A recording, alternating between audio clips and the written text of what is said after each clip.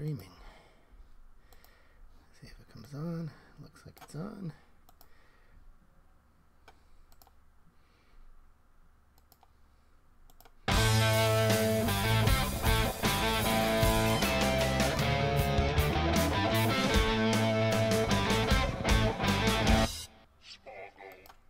Hello and welcome to another Smaulgld live stream.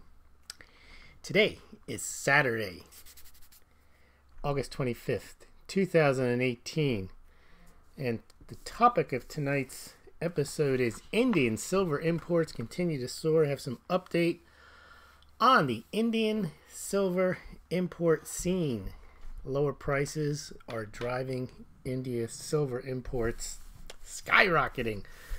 But before we get into tonight's topic, let's talk about what happened during the day today briefly. Obviously, the gold and silver markets were closed, but we'll give you a quick review there. Gold closed the week at $12.05 and 30 cents, and silver $14.77. The stock markets also ended up 25,790 for the Dow Jones, Nasdaq at 79.45 up 67. S&P 500 2874, and that was also up slightly. So you had risk assets moving up at the end of the week. The dollar index closed at 95.16. Now Bitcoin up to 67.25, up about 0.5% in the last 24 hours. Litecoin also up to about 58. Ethereum at 275, that's down slightly. Bitcoin Cash also around 525. Not much happening in the cryptos. But let's look at what was happening in the world today. A quick update is we have had a movement from the Russian investigation that morphed from Russian collusion and obstruction of justice over to Michael Cohen. And it was clear that there was no Russian collusion. Everything that they had on people, from Papadopoulos to Flynn to who else was involved in that? Oh, to the Russian troll farms and the Russian intelligence agencies. None of it showed any collusion with the Trump campaign. They were all things that were either, if they were American citizens, they were nailed for process crimes, and if they were Russians, they were nailed for doing stuff on their own. In those cases, they indicated that there was something Russian involved, but nothing that involved anything with any American citizen and anyone in the Trump campaign. So for a while, it ran on its own steam that somehow, because there had been indictments relating to the Mueller probe, that somehow Mueller was onto something. And there's still people that believe that he's onto something with Russia, but he isn't. And then they tried to move that into obstruction of justice, and they talked about his firing of Comey and his tweeting, and somehow he was trying to obstruct justice. And again, that's a false argument as well. President can fire people that work for him. So what happened, the big deal was the movement away from the Russian collusion and the movement away from even the special counsel Mueller himself. And that started when the case of Cohen got moved over to the New York District Attorney General. It's outside the scope of the special counsel.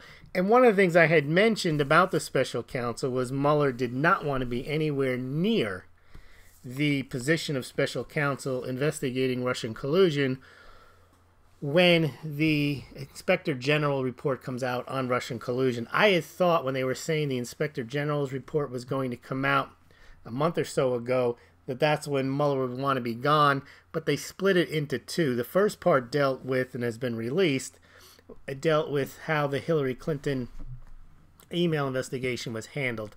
And there were a lot of things in there that showed that perhaps it was not handled properly, and there were some damning things in there, but it didn't go into the Russian investigation. Indeed, the only part that touched on the Russian investigation was an oblique reference to how the Peter Strzok, who was in charge of the Clinton email investigation and looked like he was going to be in charge of the Russian investigation, how he appeared to, and the FBI appeared to slow walk information that came out about the Wiener laptop emails that had been found. McCabe, they seem to have sat on them for about a month when it appeared, according to Horowitz, and just because of the timeline, that they were more focused on moving on from the Hillary Clinton investigation and on to the Trump-Russia collusion. But again, there was no analysis of anything that happened in the Russian collusion part. And that is what the subject of the next Inspector General's report will be focused on. And in that, clearly they're going to talk about what was the basis for thinking that there was the need to start an investigation. And clearly there's going to be, one day one person said this at Congress, another day another person said that, and then there's going to be contradictory emails. And of course there's going to be the scrutiny over the FISA warrants and what exactly was the basis of the thinking that they needed to go to a judge to start surveillance on the Trump campaign. And that's where I think Mueller does not want to be around when that comes out, because if it looks like, which it appears from the information that's already leaked out, that the investigation was started on relatively flimsy grounds, then why is Mueller working 18 months, 2 years to figure that out? Well, if he's gone by then and he's wrapped up his investigation, it won't look bad for him because he's done, and he said, look, they told me to look into this. I didn't see anything. Here's my report. I found these violations. These people lied. I found some tax cheats, but nothing there. Now, that's not what they want because they still want to go after Trump. But for purposes of the IG report coming out, he won't look bad. But if he's still investigating, the IG report says you shouldn't be investigating this because it looks like this was started on faulty premises. Then he's going to have egg on his face. So that's why I predict he's going to be gone. He'll wrap up his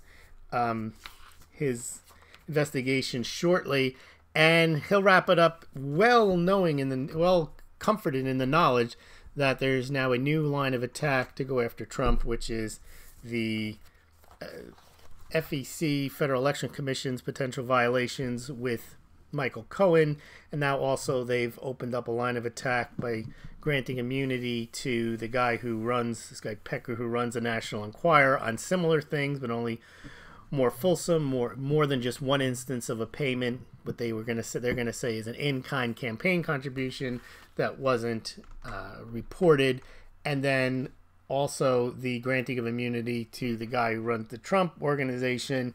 So they now clearly have Trump in their sights. It came from the Russian investigation, but had nothing to do with the Russian investigation, other than Mueller allowing this raid on Cohen's office, which then opened up a whole new can of worms and led to Cohen finding things that Cohen had done bad and then getting him to say that he also committed campaign fraud with Trump. I'm not going to go into the merits of that. We discussed that in a couple of videos. If you're interested in that analysis, there's a couple of videos before this one where we talk about why those charges may or may not stick. But what I wanted to talk about just before we get into this Indian discussion is we're gonna have the Huber report come out also, because Sessions has assigned some guy out, I think in Salt Lake City, a district attorney, to look into not the Russian stuff but the Hillary Clinton stuff.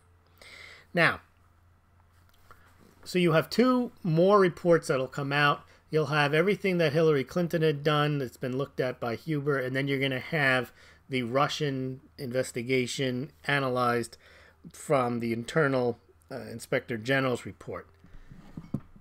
That leads everybody to say, okay, well, when all that comes out, then everybody will know everything, and Trump will be scot-free.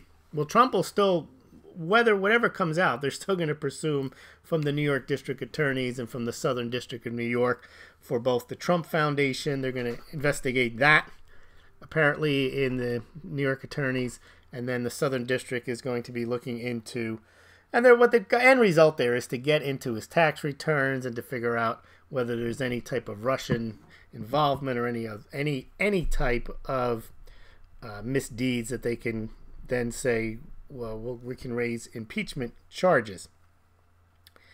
But the real key issue here is what's going to happen with Attorney General Sessions. And a lot of people are saying that there's two theories, that Sessions is a complete boob and that he's compromised and that he's just not doing anything and it's harming the president.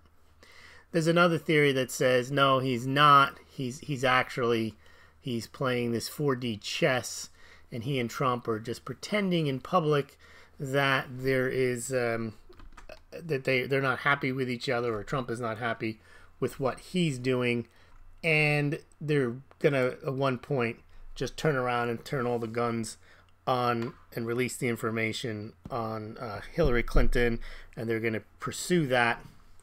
They're going to pursue the investigators on Russia, and the two of them are going to go riding off into the sunset as big national heroes. I don't necessarily believe that. I could see how that's a scenario. I'm more thinking that what's going to happen is that I think that actually Sessions, because he was in Congress or Senate for so long, he's probably either, I'm not saying he's part of the deep state, but either they have something on him or not, or maybe he was put in to align himself with Trump, knowing that he could become the Attorney General and actually prevent the Trump administration from preventing a special counsel. Because what happened was they were very, very intent on getting a special counsel. So if you think about it, you had Rosenstein, who doesn't seem to be a fan of the president, tells the president to fire Comey, and then Comey leaks his conversation with Trump to get a special counsel, and Sessions is recused, so Rosenstein then appoints a special counsel, which is Mueller, and Mueller is the one who'd been turned down for the job of FBI the day before. It's really a very odd thing, and Rosenstein is the guy who signed the last FISA warrant, and somehow Sessions just sits off to the side and says, I can't do anything about it. I talked to a Russian during the campaign. Doesn't make much sense. Now at least people to think that there's some type of 4D chess.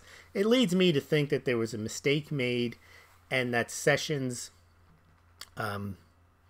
just got caught up, and maybe he was sent in to do that. Basically be the guy who could not be the wingman for Trump, but basically be the guy who just says, I can't do anything right now because I'm conflicted as a Russian. So I think what's going to happen, though, is I do believe, however, that the people that believe in the 4D chess, I believe there actually is an element to that, but I don't think it involves Sessions. I think what's going to happen is they're actually going to can Sessions as part and parcel of turning over this information. So Trump released today a statement on Twitter. He said, a big story out there. FBI ignored tens of thousands of crooked Hillary emails, many of which are really bad, which means he's seen them.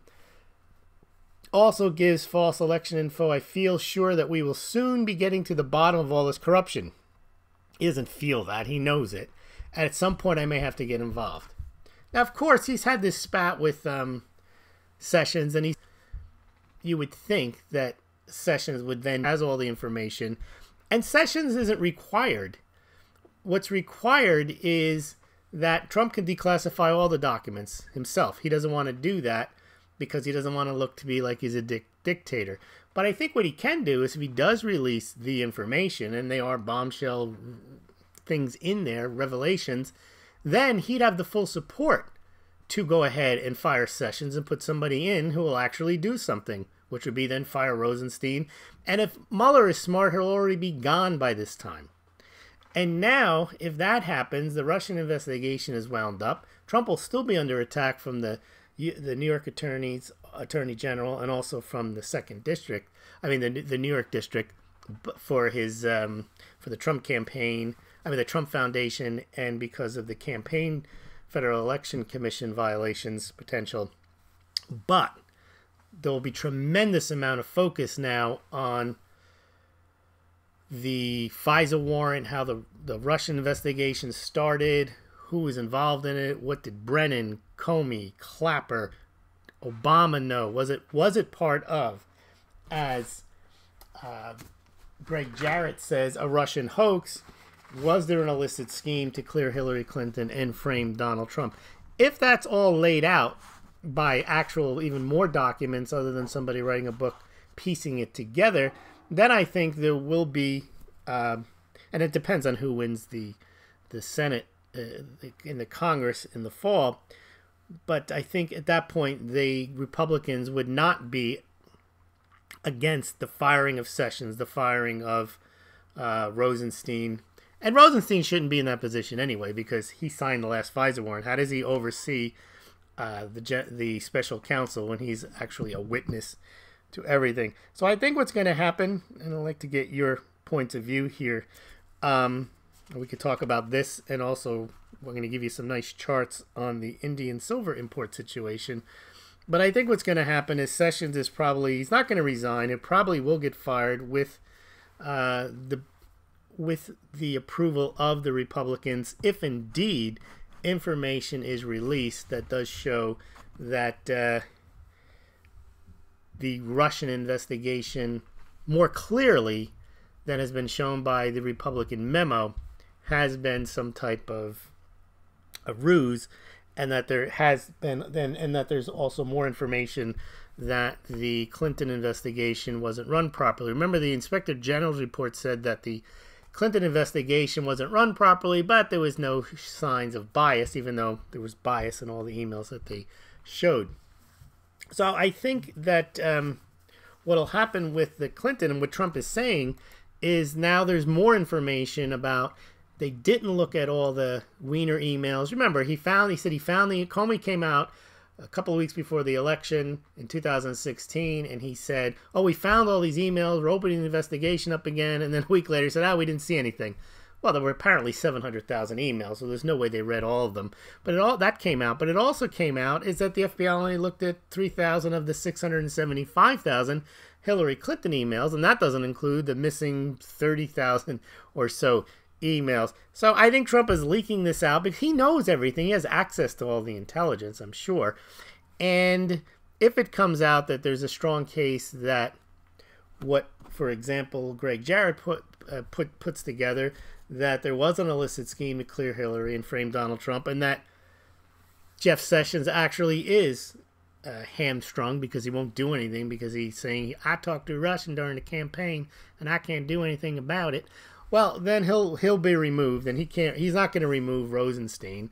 He's saying we don't want any politics in the Attorney General's office, which the whole thing is politics. All right, let's move on now. We'll be following that story, but I think it's going to come to a head in the next couple of weeks. I think they also want to have some bombshells on both sides for the midterm elections. I think the Democrats will focus on the non-Mueller stuff, on the Trump administration, the Trump corporation.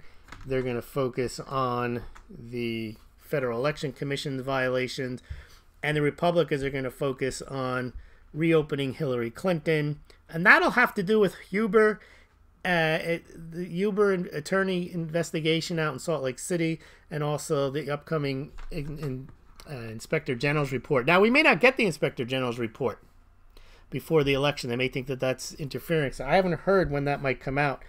But I believe that if stuff comes out, or because Trump puts it out there, then he'll time that for maximum impact for the election, and they're going to say he's interfering with the election too. But I think that it will all come to a head, and I believe Trump holds more cards in this right now because the Mueller investigation has fizzled. Now it's into a very brand new part of an investigation, which is going to take time. And you have to start with Cohen, and you have to start with what he said. And he's not going to go for any type of subpoena where he's going to go talk to them about this.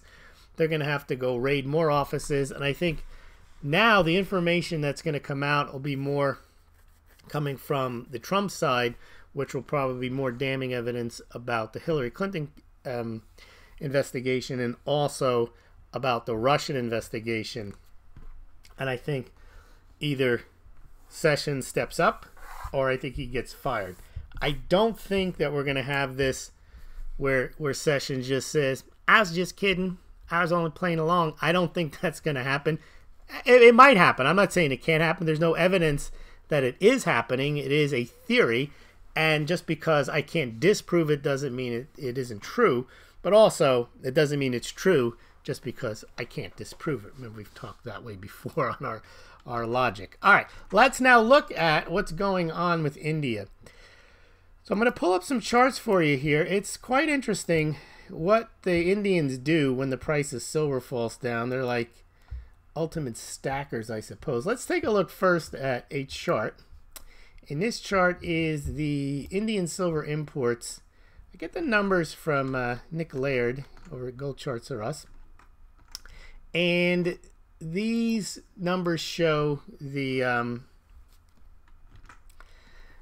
Indian silver imports. I just want to make sure you're seeing it on yours. Yeah, you are. Okay.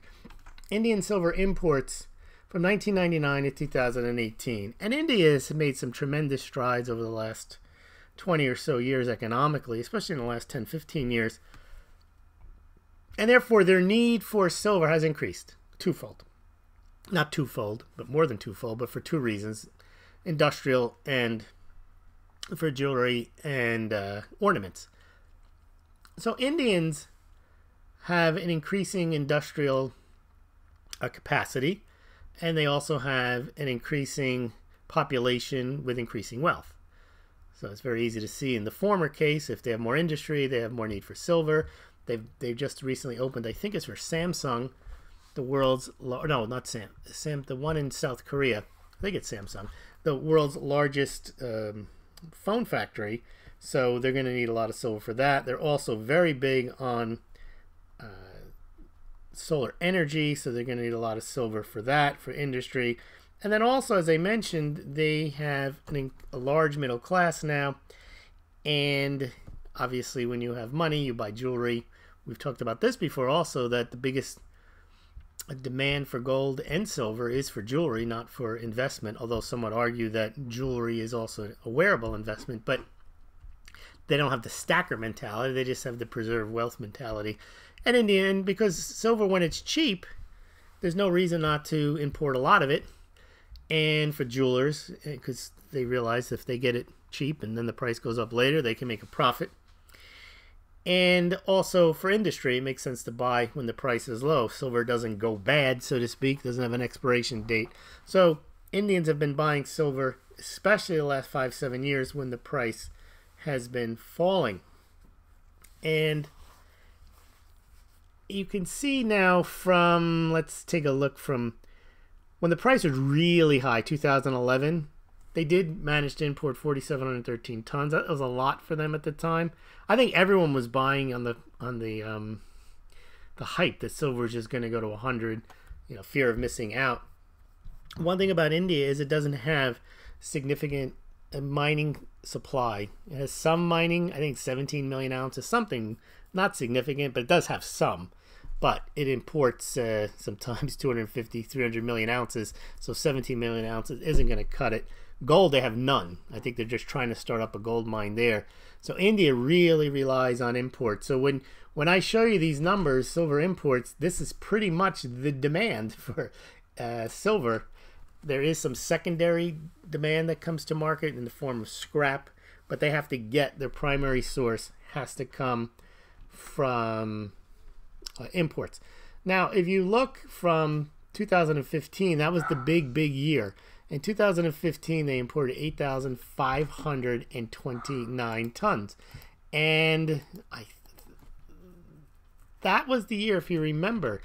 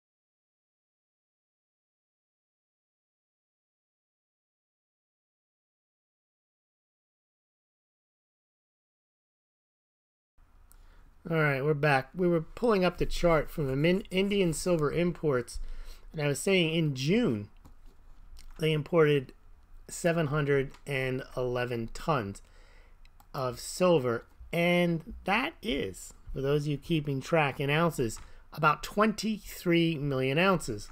Well, what is 23 million ounces? It's more than the 18.6 million 1 ounce American Silver Eagles that were sold in all of 2017. So you can see that India imports in 1 month more than the annual American Silver Eagle production. We say, well, that's June and that was just 2017.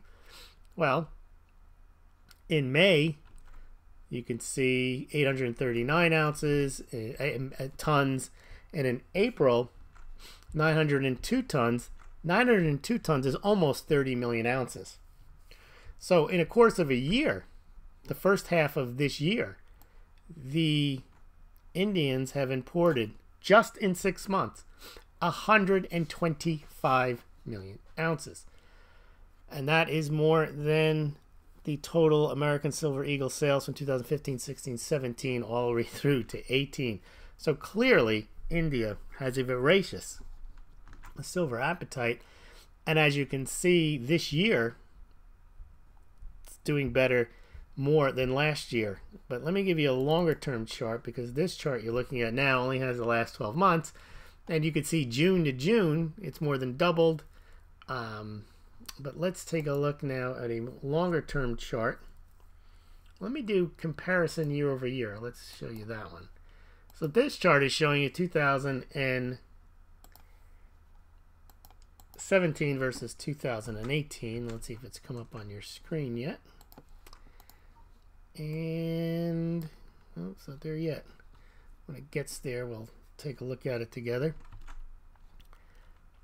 But we're up year over there. It is okay. So this year in 2017, Indian silver imports are up about looks like 45% year over year. That is quite a big deal there. 47%, I think, to be precise. So at this time last year, India had imported 2,646 tons, and now they've got 3,889 tons through the first half of the year. Oh, breaking news, Senator John McCain has died. Indian silver imports 2017 versus 2018. And you can see some really big months here the last 3 months. And it started when the price started to fall, and I would expect that would continue as we move forward. Let's take a look at excuse me, one more chart for India, and that is a chart that'll show us monthly, but going back to 2014. And when that comes up, we'll take a look. Okay, there you go.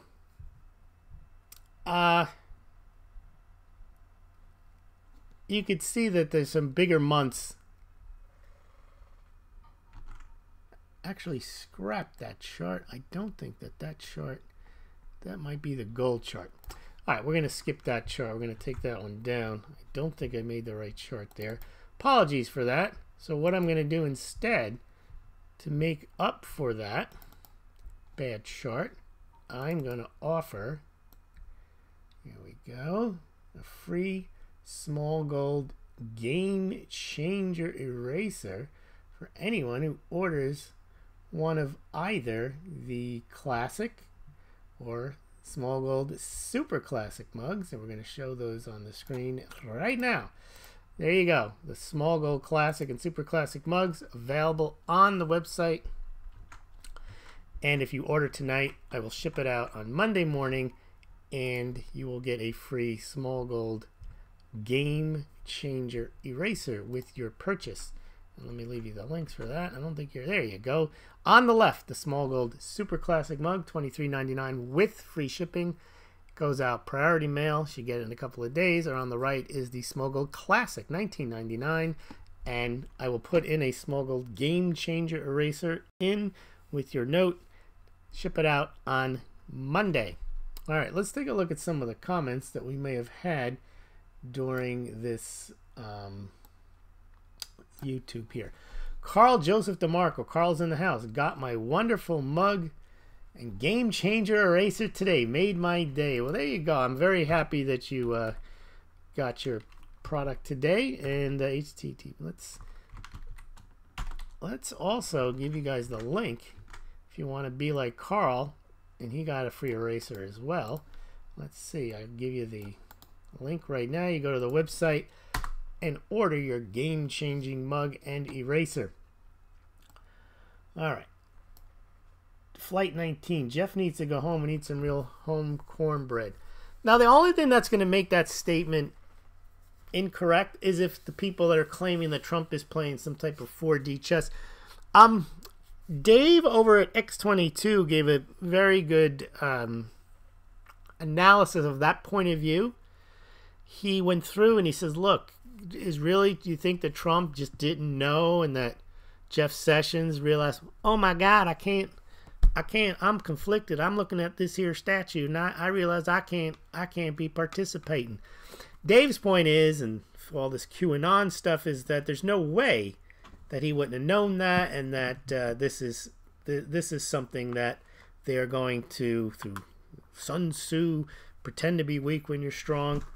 I think that everything they're saying is true, that they understand everything here, but I don't think they would go through the absolute ruse to pull this off by keeping Sessions under wraps. Now, the rationale for saying Sessions is under wraps, meaning that he's laying low, is, and Dave points this out, that the media was going to complain and bitch the whole time that Sessions was just going to be Trump's hatchet man and was going to go for vengeance and go for blood. And they didn't want to take that. And it's the same reason why Trump isn't firing everyone left and right now.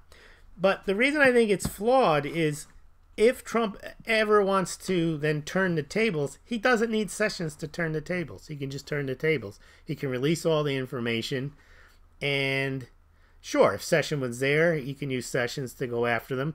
But if he turns the tables, and let's say Sessions isn't part of any plan with Trump, he has actually been a plant, or he actually is half incompetent, or whatever the thing is, he just gets rid of him. He doesn't need any attorney general.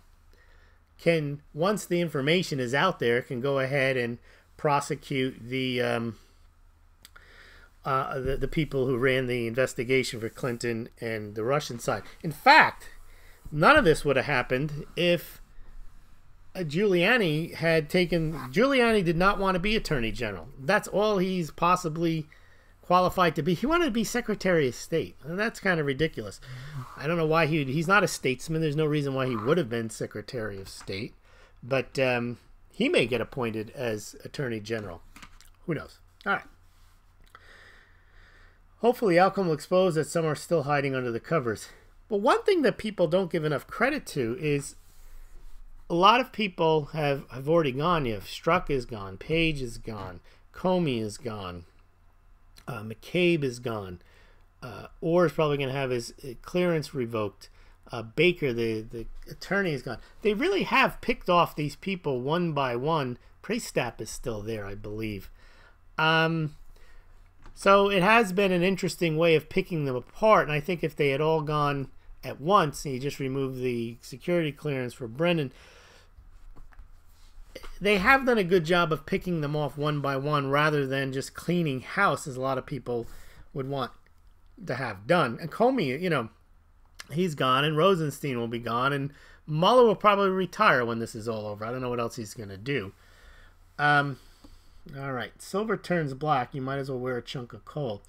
Well, Flight 19, that is true, and I've spoken to people who are jewelry, both from India, Smaulgld subscribers who lived in different countries. Vijay from India and Fernando Ortega from Mexico, and he said that in Mexico, silver's a throwaway metal. If your ring gets a little damaged, it's only a few dollars, you get rid of it. DJ mentioned the same thing. It's not like it's revered when they have silver jewelry. Doesn't look right. He didn't say they throw it away, but he also made it sound, and it's true, silver is not. People try to tell you silver is rarer than gold. Silver, the silver-gold ratio is unsustainable. It must go down to 9-1. All that's nonsense. Silver is an industrial metal. It's a nice monetary metal for pocket change, but it's not gold. Gold is indestructible. Silver's, look, I love silver, but it's not gold. And you're right, it does tarnish. It will turn black, and you're not going to get as many props for proposing with a silver ring as you are with a gold ring. It's just as simple as that. Yeah, there goes the sound again, says Carl Joseph DeMarco. I'm always getting cut off here. I don't know why.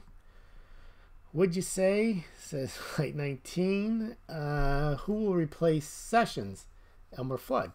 Oh, I don't know, but I don't think it matters who it is, as long as he's not conflicted and is willing to do the job. Dr. Modesto Esquire, Argentium, an alloy of silver and geranium doesn't tarnish. Synergy 007 was all over that for a while. And tarnishing isn't the biggest problem. I remember my parents had a silver set, and I had to shine it up before holidays. We brought it out, I think it was only Thanksgiving and Christmas. They got rid of it in 1980 when the price went ballistic. But I used to shine it out. It would get dark just over a course of a period of, maybe a year, and I had to get the polish out and shine it. Looked really nice once it was. It looked nice, but it did tarnish. Your silver turns black because of a chemical response called sulfur or hydrogen. The word rupee is derived from the Sanskrit term rupiah, which means wrought silver, coin of silver. Yep. Before industrialization, there wasn't much sulfur in the atmosphere. That's interesting. Ye dark satanic mills, so silver didn't tarnish as quickly. Now, ye dark satanic mills. Now, let me think about that one. That sounds like a English literary. Dark satanic mills. I don't know if that's from the period of time of your... What is that? That's the period of time from the... what's the word? Romantics. Not romantic. Is there romantics? Dark satanic mills? William Blake? Something like that? Anyway. Sorry. Yes. So silver didn't tarnish as quickly. That's interesting. You have sulfur like the devil. Well, they also call silver the devil's metal, which is a very interesting thing. And also the price of silver does... There you go. Dr. Modesto was William Blake. All right. They used to call silver the devil's metal. Dr. Modesto Esquire. What's that in the Bible about your silver becoming rotted during the end of times? That reference I don't know. All right. Well, thank you very much, everyone who joined tonight, and for your comments. And don't forget to order your mug like Carl Joseph DeMarco. Let's see. I've got plenty of erasers. I don't have that many of the super classic mugs left. I have enough of the classic mugs, but I have enough of both for tomorrow if I don't get more than a dozen orders. So please consider ordering a mug, and we'll see you tomorrow night. And tomorrow I'll be putting out, in case you missed the top gold and silver and crypto stories for the week ended August 25th. And then please check me out on minds.com, on BitChute, very important. It's an alternative to this channel for video, and also on Gab. And also I'm trying BitTube, but I'm having trouble getting the videos loaded. BitTube is a very interesting concept. Briefly, there is no one who owns it. All the servers, it's all done piecemeal, so you can't get it shut down. I think that's eventually be the model of the future. When you have decentralized things, it's censorship proof, because you can't shut down. There's no one site, it's one place where all the servers are. And that's why gold, silver, and cryptocurrencies are censorship-free money.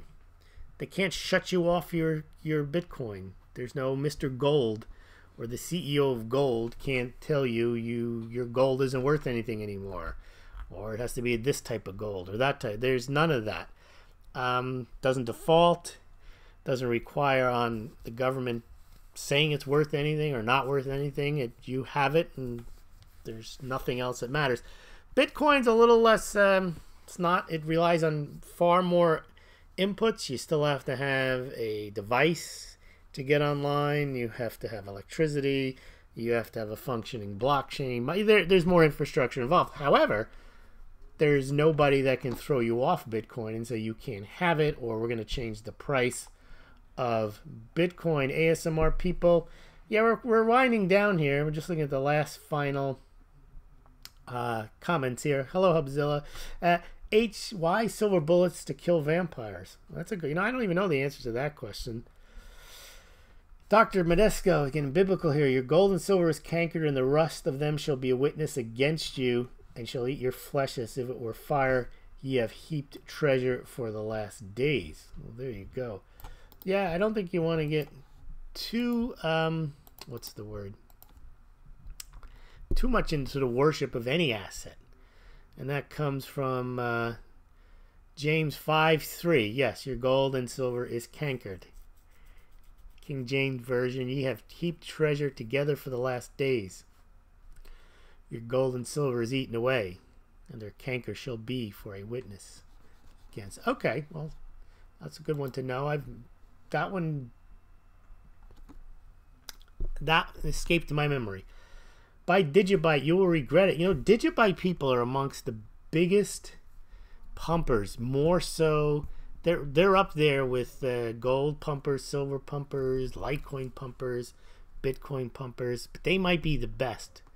Because it's almost like if somebody has Digibyte, it's like if they went to Harvard or they're from Texas. They're going to let you know they have Digibyte. So Flight 19, thank you for letting me know that everyone should buy Digibyte. Digibyte people will tell you everything about it. It's faster than light. It's the best. You got to have Digibyte. I'm not saying you have to have any of these things. I'm just saying that people promote their assets. They love their assets. They promote their assets, but some promote them more than others, and Digibyte is a big one. Silver bullets are game changers. Nothing about ready-to-eat meals. Those you need. You need your mountain house. In fact, you do know that you can put mountain house in a mug, and you can put mountain house in a Smaulgld mug. And in fact, the other day, I had, there it is. Yes, the pasta primavera goes especially well in the Smaulgld mugs. So if you have any mountain house or you have the pasta primavera, you can put mountain house in a mug, and it will be very tasty. So when you're prepping, make sure that you have prepared properly with mountain house. Pasta primavera. You can put it in a Smaulgld classic or Smaulgld super classic mug, and it is good. All right, ready to eat meals. You know what I found the other day? One of those World War II kits, the rations kits, and it had in all the food that you would get in there. And the shame of it was, this was really a national disgrace. I read something on it, the amount, and it was like it was your meal for the day, and the amount of calories in it, and it was nasty food. It was like some bread, and the amount of calories was like half of what you needed. And so those World War II vets, they were working on small rations. All right, let's see. Oh, we still got some more comments here. ASMR people, any opinion on David Morgan? Reminds me of my dad. Well, David's been an analyst on silver for years, and he's done some good work. He's also getting involved in some interesting blockchain and silver type of stuff. But I've stopped following most of the analysts because I just haven't. I like to do my own research. Unless I see that if they're giving opinions, I'm not as interested in that unless they've done actual additional research that shows something. But sometimes when I see research like gold back yuan game changer, and then I look it up and I realize there is no research, they're just repeating. Not that David had nothing to do with that, but I mean there were many people who were promoting that story, and I researched it, and I never found anywhere where China said they were going to do that, and never made any sense that they were going to do that. So I try to do my own research. Sometimes that's a problem. You do need to listen to other people. Obviously, you can't just live in your own mind. But if I'm not getting the benefit of other people's minds research, coupled with analysis, then I'm not as interested, because if I just get somebody's analysis, like we've talked about, they start with the conclusion that silver set to skyrocket or gold set to skyrocket, and then they've thought through some scenarios of why that might happen. I can do that myself. I can conceive many instances of how.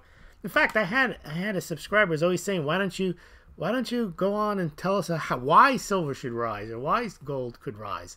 I mean, anyone can imagine scenarios, but it's. I think it's a disservice. Before I go, I just want to say I think that all this gold and silver pumping, actually, short term, it brings in the subscribers and it brings in maybe some sales, but in some respects, it's a tainted sale. And I think it also, for people who don't know anything about gold or silver and they hear these fantastic stories, and if they have a memory longer than a gnat, they realize they never came true, they start to think that the whole sector is bogus. And it's not. I mean, there's many good reasons maybe I should do that, the good reasons for gold and silver, but none of this gold back yuan, sovereign size buy, COMEX default, silver shortage, gold silver ratio. The latest one is managed money shorts, commitment of traders, never happened before. All that stuff, it when it doesn't turn out to be true, you just have people who got all excited over it. And how many times can you keep telling people set to skyrocket, game changer, and so on? Silver pumpers are like conspiracy nuts. How many false predictions are you going to endure? Well, I wasn't looking when I was going off, but you're right. That's exactly my point. JP Morgan is buying silver. There's no evidence of that. We've been through this. There's no evidence other than the silver that's in the JP Morgan approved vault, which, of course, there's no way knowing if there's even any silver in there. That's what these people always say.